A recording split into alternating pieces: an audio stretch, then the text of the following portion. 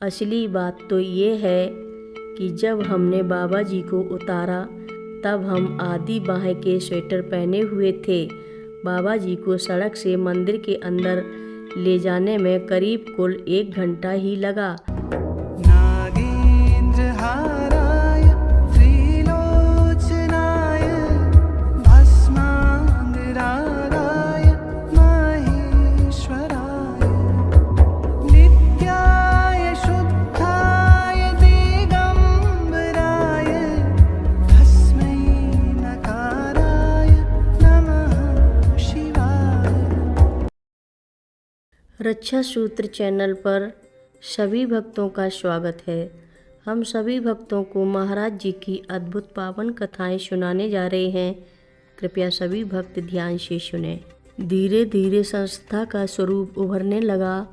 माँ ने कैंची में रहना शुरू कर दिया और साथ ही साथ अन्य अवकाश प्राप्त लोग भी, जैसे कि मेरे पिता श्री हेमदा, मेरे मामा राजीदा रिटायर्ड कमिश्नर श्री केहर सिंह जी एक लंबे अरसे के लिए कैंची आश्रम में रहने लगे।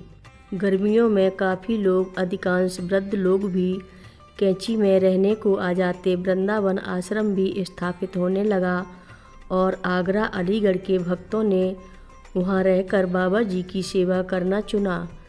इस तरह से ये 2 मंदिर, वृंदावन और कैंची, बहुत दिनों की प्रतीक्षा के बाद अपना स्वरूप पाने लगे। कैंची का मंदिर सबसे पहले पूरा हुआ और 15 जून 1976 को प्रतिष्ठित हुआ। तदोपरांत वृंदावन, लखनऊ, नीव करौरी, शिमला, भद्री, दिल्ली आदि स्थानों पर भी श्री पूज्य महाराज जी का विग्रह प्रतिष्ठित हुआ। दूर दूर से भक्त लोग आते और एक दूसरे से मिलते। धीरे धीरे भक्तों की संख्या बढ़ने लगी। कैंची आश्रम हजारों की संख्या में लोगों को आकर्षित करने लगा।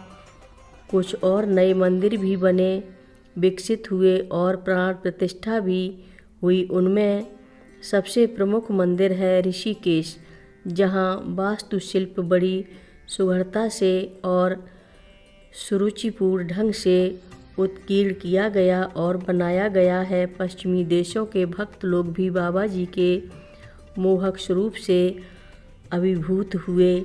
वे भारतवर्ष आने लगे और पहुंचते ही स्थलों को चाहने लगे। अमेरिका के भक्तों ने 2 जगहों पर अपने मंदिर बनाए। जहां तक कि जर्मनी में भी 2 या 3 स्थानों पर मंदिर बने। संक्षेप में यही कहा जाएगा कि बाबा जी की जगह 20 गुना बढ़ गई।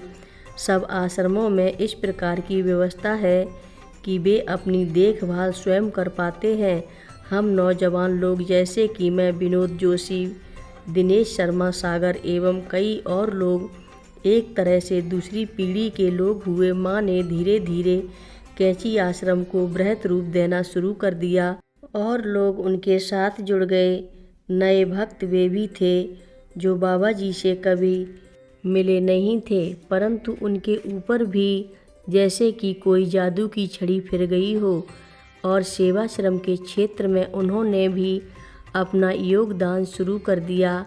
माँ ने अपने इन भक्त बालकों का विकास उनकी अपनी मानसिक स्थिति को ध्यान में रखते हुए किया और उन्होंने भी अपनी अपनी सेवाओं में भी विशिष्टता प्राप्त की। ये लोग कैंची आश्रम को अपना गुरुधाम मानने लगे। कैंची का विकास इतनी अच्छी तरह से हुआ कि वो अपने आध्यात्मिक वैभव के कारण कुमाऊं पर्वत श्रृंखला में एक देखने लायक स्थल बन गया है। जिस किसी ने भी सुना कि बाबा जी का मंदिर बनाए जाने वाला है, वो एकदम उत्साहित हो गया। प्रेरणा जागी कि जिस तरह से भी हो उसे इस काम में हम सबको मदद करनी है। हमारे मन में उत्तेजना जनित हर्षोल्लास जागा और हम लोग जुटकर एक हो गए। सन 1974 में ये काम शुरू हो गया और तभी एक दिन शाम को मंदिर के सामने एक कार एकाएक खराबी आ जाने की वजह से आकर खड़ी हो गई। ये गाड़ी मेरठ शहर के श्री शारदा प्रसाद जी की थी, जिनकी की बर्फ़ की फैक्ट्री और चावल और आटे की मिलें थीं। जब उन्होंने देखा कि वहाँ पर एक मंदिर बनवाया जा रहा है तो बाबा जी की मूर्ति के लिए धन देने की इच्छा प्रकट की और कुछ पैसा अग्रिम रूप से दे दिया।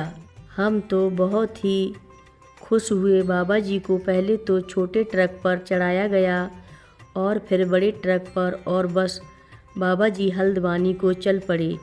हल्द्वानी शहर हिमालय की तराई में है। बस इस बार विनोद ट्रक के साथ गया। बाबा जी के बक्से को कुछ मुलायम किस्म के माल के बीचों बीच हिफाजत के साथ रख दिया गया। मैं बस से चल पड़ा और 25 दिसंबर को, जो कि ईसा मसीहा का जन्मदिन है, हल्द्वानी जा पहुंचा। बाबा जी भी 25 तारीख की रात को हल्द्वानी पहुंच गए और वहीं ट्रक में रहे। हल्द्वानी तो हम लोगों का ही शहर हुआ, तो हमारी मदद के लिए बहुत से लोग आ गए। अगले दिन बाबा जी को पहिएदार बक्से की मदद से ट्रक से बाहर निकाला और बिना ज़मीन पर रखे उनको दूसरे ट्रक पर चढ़ा दिया।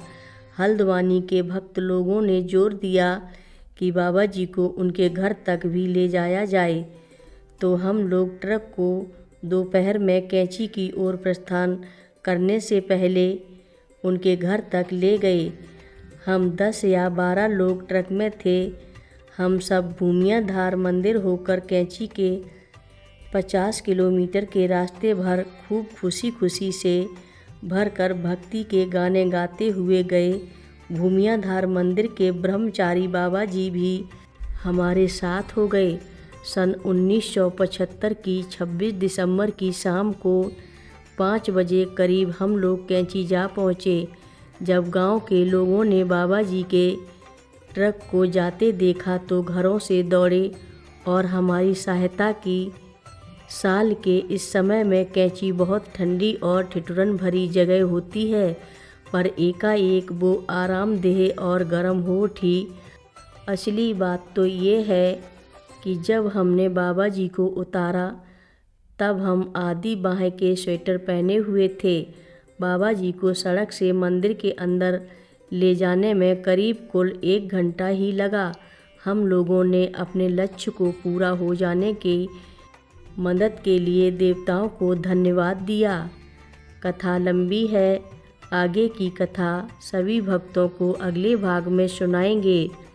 हर रोज़ महाराज जी की कथाएं सुनने के लिए रक्षा सूत्र चैनल को अवश्य सब्सक्राइब करें, शेयर करें और लाइक करें।